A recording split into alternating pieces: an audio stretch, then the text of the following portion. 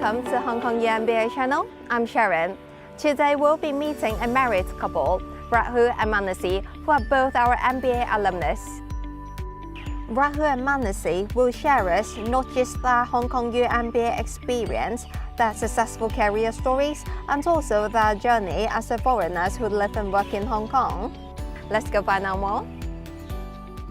Hi Rahul and Manasi, thank you so much for coming today. So just to start with the question, what motivates you to come to Hong Kong U MBA at the first place? Okay, so when I decided to do my MBA in 2014 is when I joined. Asia was a very much growing market, more than the Western countries. So I think that was the primary reason for Asia, and it's a financial hub. It's closer to home, which is India. So I think that was one of my primary motivations to do my MBA in Hong Kong. I mean, for me, Mansi already did the MBA a couple of years ahead of me. So, someone who could vouch for the program.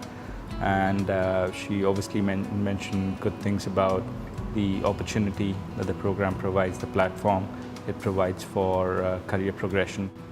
So as a foreigner who used to study and now work in Hong Kong, is there any challenges that you ever encounter throughout this journey? Because some said a language barrier might be a reason for them for cannot land a job in Hong Kong. So can you share your view on this? In my view, at least, dependent on what kind of industry or sector you're looking at. So when I initially started the program, I wanted to actually get into private equity.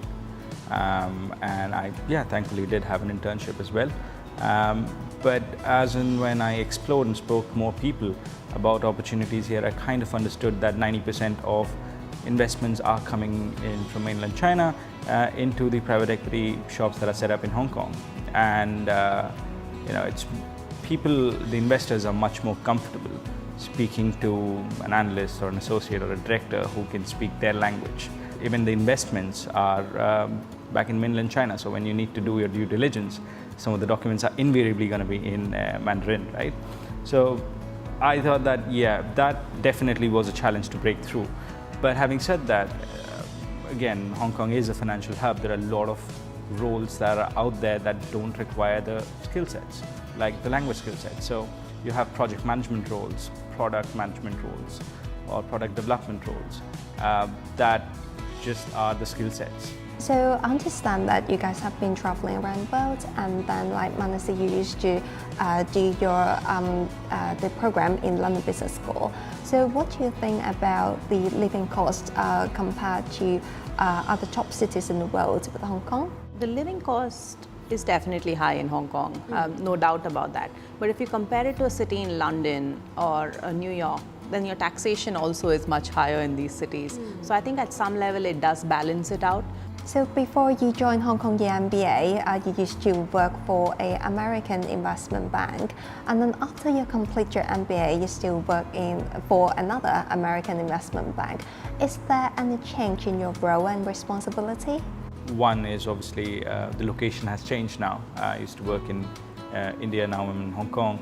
And in the last 2 years, I've actually changed my roles within the bank twice. I started off as a product manager in the private bank, and now I have transitioned into relationship manager for our brokers on the investment bank side. So I think there is quite a bit of a change compared to pre-MBA and post-MBA, and obviously the MBA did help in terms of getting through this transition or achieving this transition.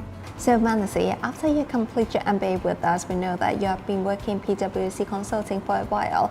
Can you share your experience with us? The PwC Consulting, I worked there for 4 years across many different financial services firms in Hong Kong.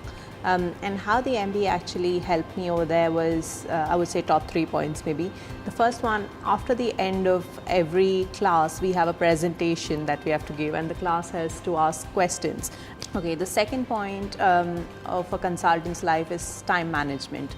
And that is a very prime part to your MBA program, because you have to manage several subjects and make sure all your assignments are submitted on time. So time management is something that you learn on the program. The third one I would say where the MBA helped me was having several different subjects and not just finance focus. That helps you if you go to a different client then to understand their mindset and how they're thinking, and that helps you to put yourself in their shoes and think, how this firm is thinking of progressing, and what can we do as a consultant to make their company better.